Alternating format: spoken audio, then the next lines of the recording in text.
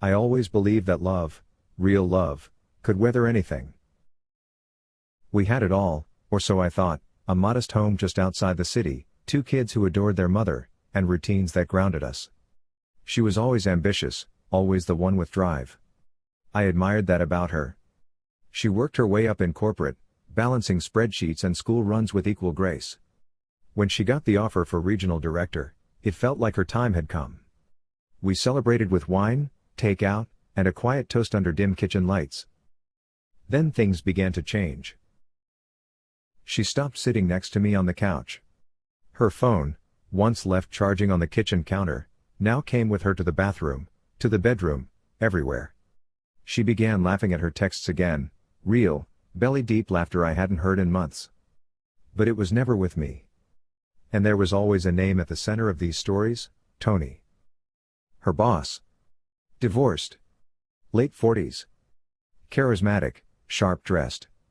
I'd met him once at a company barbecue. He shook my hand too firmly and looked at my wife just a little too long. I told myself I was being paranoid. Until one Friday evening, when she said she had a last-minute meeting at 7:30 p.m. I looked at her, high heels, deep red lipstick, a dress she hadn't worn in years, and something hollow opened inside me. She left. I followed, driving slowly a few blocks behind. Her office lights were dark, but one SUV sat in the back of the lot. Tinted windows. Engine running. I waited. The wind rattled through the cracked window of my old sedan. I watched the clock. Minutes became nearly 2 hours.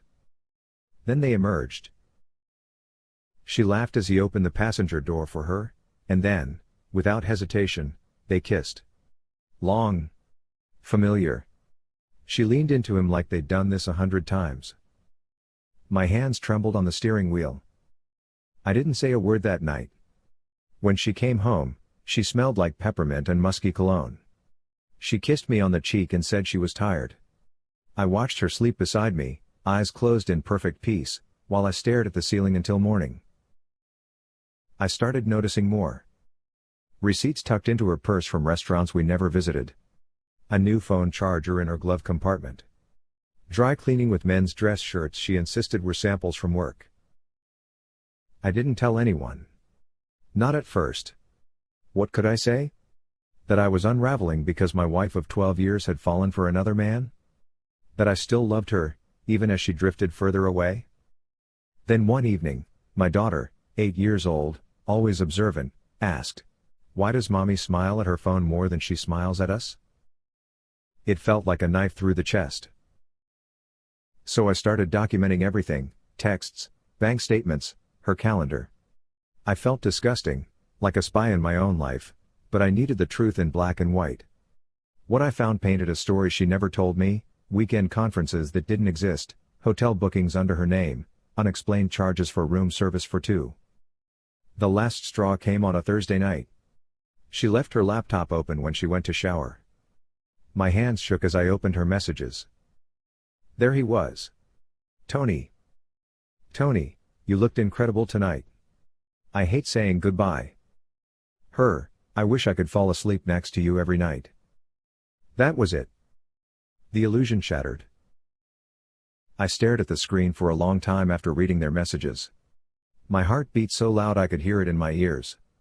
I had proof now, not suspicions, not assumptions, but cold, undeniable evidence. I could have confronted her right then. But something stopped me. I needed to look the man in the eye. The one she was betraying our vows for.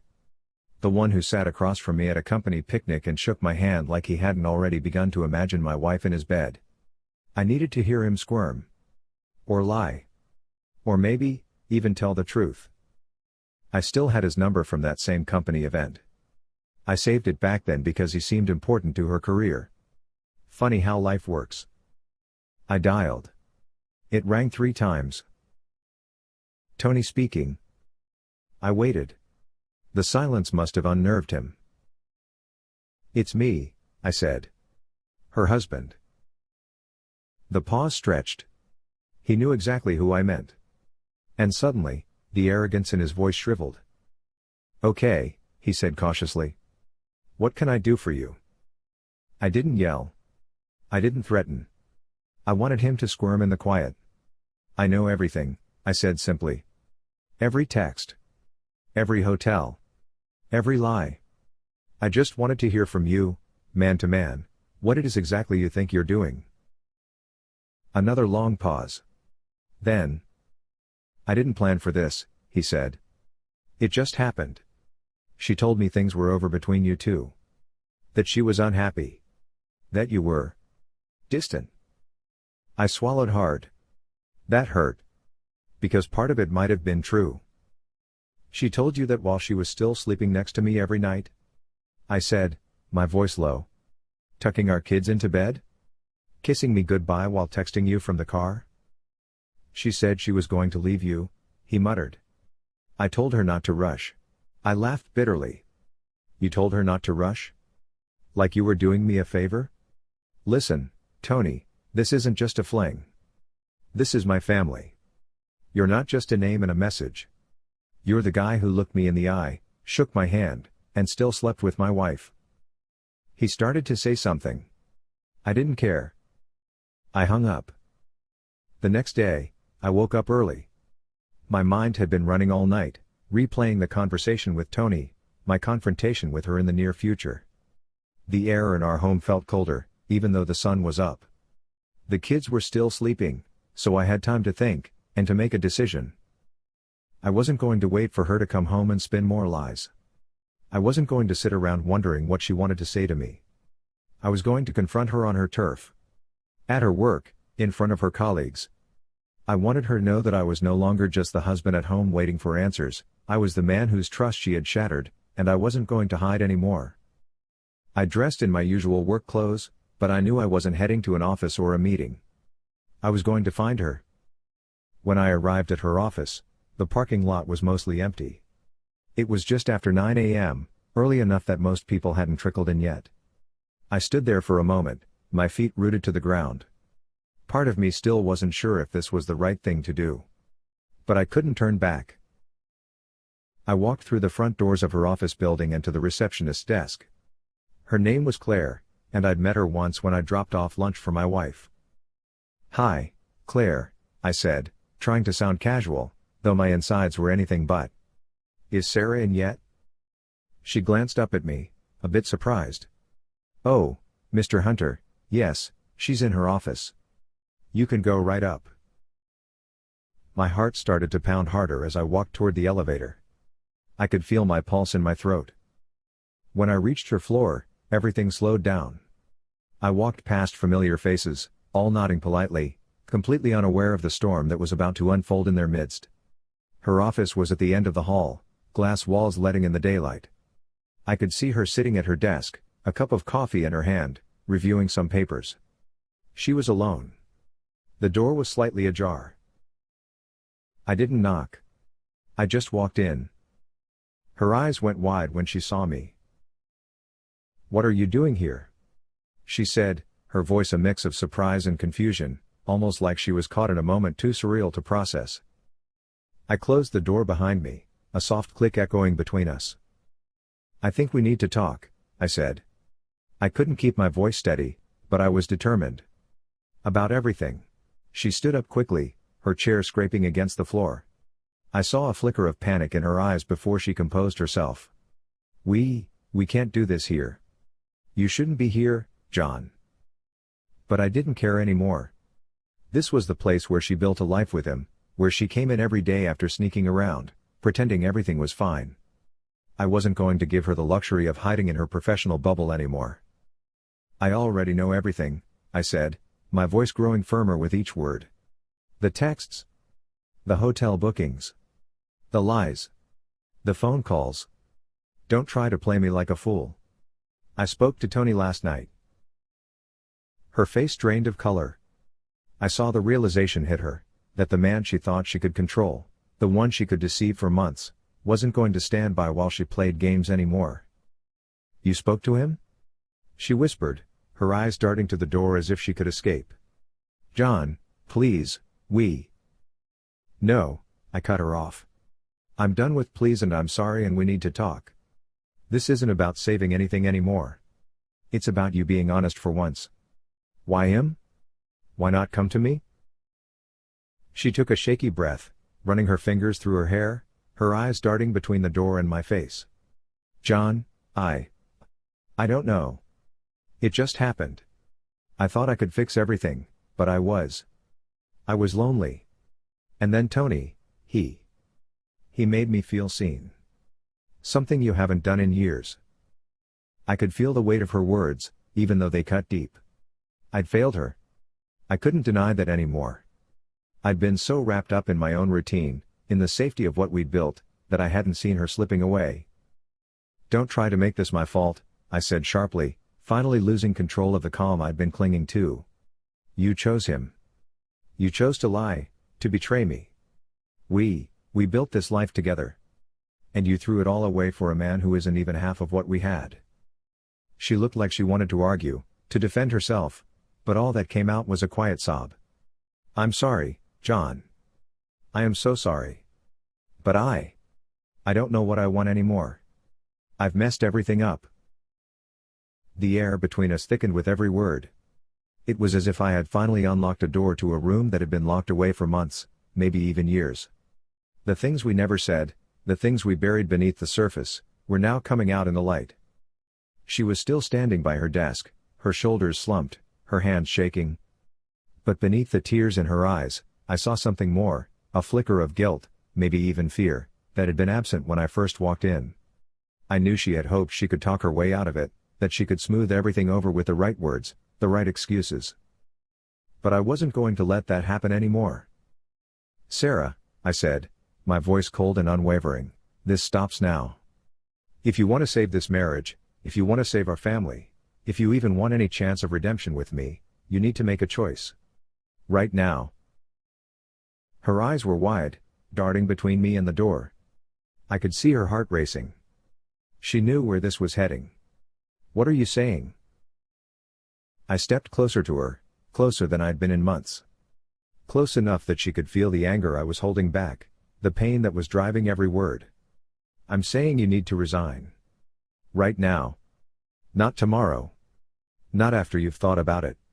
You need to walk into that office, hand over your resignation letter, and tell Tony that you're done. She took a sharp breath, shaking her head, as if she couldn't believe what I was asking. John, you can't be serious. You want me to just leave my job? My career?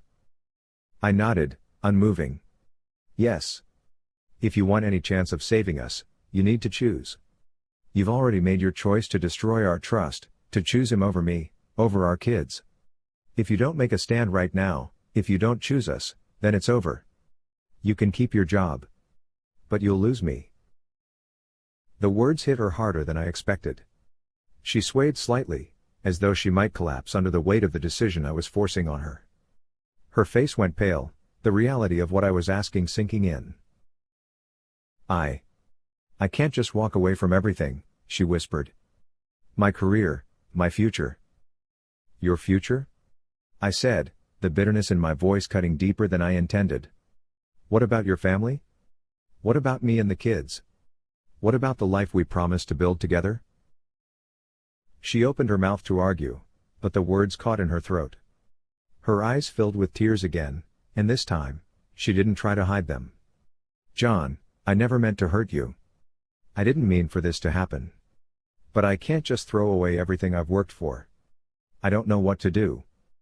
I took a step back. My body felt like it was frozen in place, my chest tight with frustration, with the years of built-up resentment. You don't know what to do? You're standing here, telling me that you don't know what to do?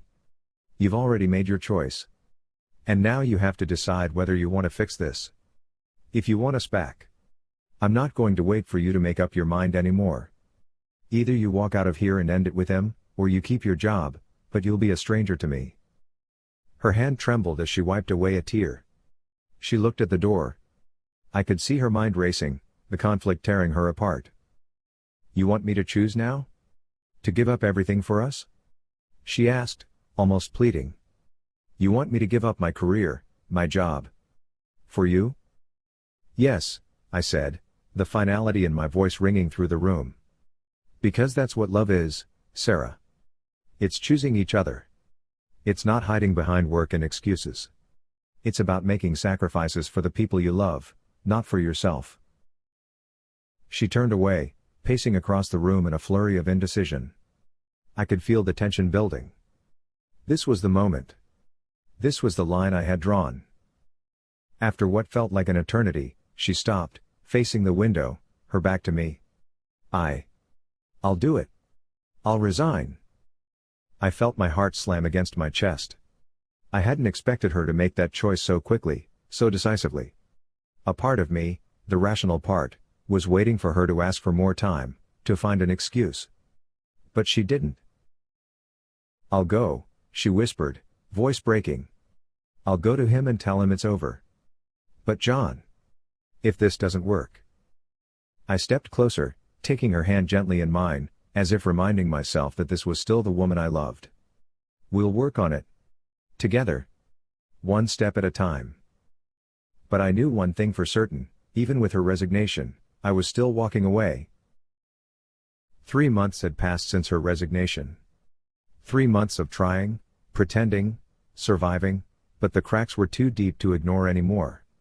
Every time I looked at her, I didn't see the woman I once loved. I saw someone who had betrayed my trust, who had turned away from everything we'd built. The kids had settled into a new routine, but I could see the tension in their eyes, too. They knew something wasn't right. The warmth that once filled our home had faded, replaced with something colder, more uncertain. One evening, after the kids had gone to bed, Sarah sat down next to me on the couch. Her eyes were tired, but she was still holding on. I could see it in her posture, in the way she turned to me with a look of tentative hope.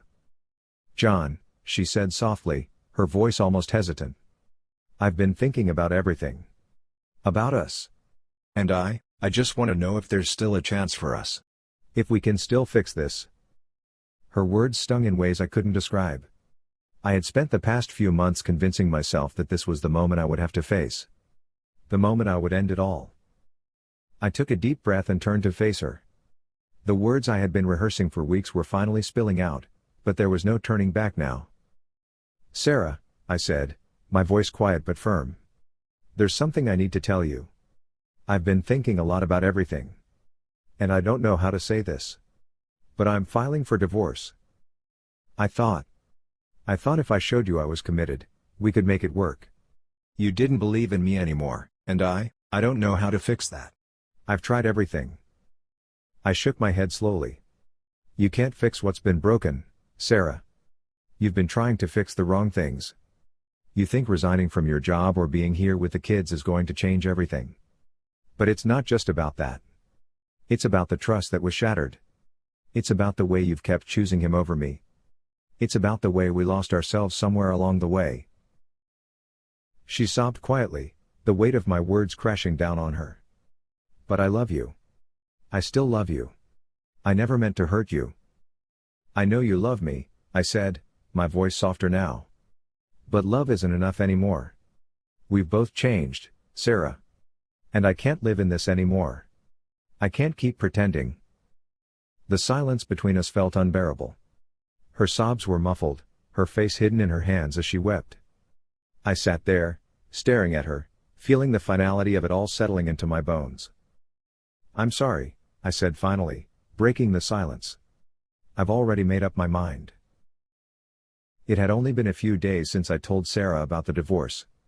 The air between us had been thick with unspoken words, the kind of silence that stretched longer than I could bear. I watched her in the weeks that followed, as she tried to piece her life back together, but it was clear she was desperate to reclaim something, anything, familiar. She had always been someone who needed control, who needed the structure of her career to feel secure. I knew the thought of leaving that behind had haunted her, and without the distraction of her job, without Tony to fill the void, I could feel her slipping away even more. And then, one day, she did what I knew she would do. She ran back to him. It was just a matter of time. I saw it in the way she began taking longer walks, the way her phone seemed to vibrate with new notifications when she thought I wasn't looking. The distance between us had only grown. There were more late-night texts, hushed phone calls when I was in another room. I knew the signs. Sarah had always been someone who couldn't let go of things that gave her power. And Tony, as much as I hated to admit it, was her lifeline. He was the thing that had always been there, the thing that filled the void I couldn't reach. I wasn't surprised when she came to me one afternoon, her eyes glistening with that all too familiar sense of guilt mixed with defiance. "I've decided to go back," she said quietly, her voice trembling. "I'm going to return to Tony. I know it's complicated, but I just can't live like this anymore. I need my job back. I need to feel like I'm in control again." I felt a chill run through me, but I didn't flinch. I had already anticipated this. It wasn't just about her going back to him, though. It was about the way she still couldn't see the consequences of what she'd done. "I don't think you fully understand what you're walking back into," I said calmly. She looked at me with a mix of confusion and frustration. "What's that supposed to mean? You think you can just walk back into your job, to Tony, like nothing happened?" I continued, keeping my voice steady. "But I already did something while you were resigning. I reported you, Sarah." Her face drained of color as her eyes widened. "What? What do you mean, you reported me?" I couldn't help but let a small, bitter smile form on my lips. "When you quit, I spoke with HR. I told them everything, about the affair, about the way you used your position for personal gain. You think resigning is going to just fix things? That they wouldn't investigate what happened? They're not going to just let this slide, Sarah." For a moment, she just stood there, frozen, like the ground had been pulled out from beneath her. She tried to process it, to make sense of it, but the truth was inescapable. You did that?" she asked, her voice barely above a whisper. Her hands trembled, and I could see the panic beginning to rise in her eyes. "You couldn't just let it go? You had to make it worse? I thought you wanted to move on, that you wanted to end this, to let me go." I met her gaze without flinching.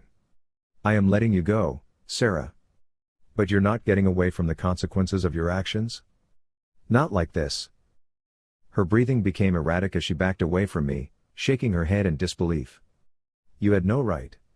You had no right to do this. I thought I could go back.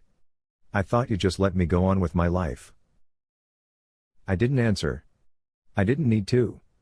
She had already run back to the one thing she thought could save her, her career, her power, her connection to Tony. But I had made sure she couldn't escape the reality she had built. The wall she'd constructed around herself, the lies, the manipulation, it was all coming down. Sarah left the house that night, her footsteps heavy, her eyes wild with the kind of fury that comes with the desperate need to regain control.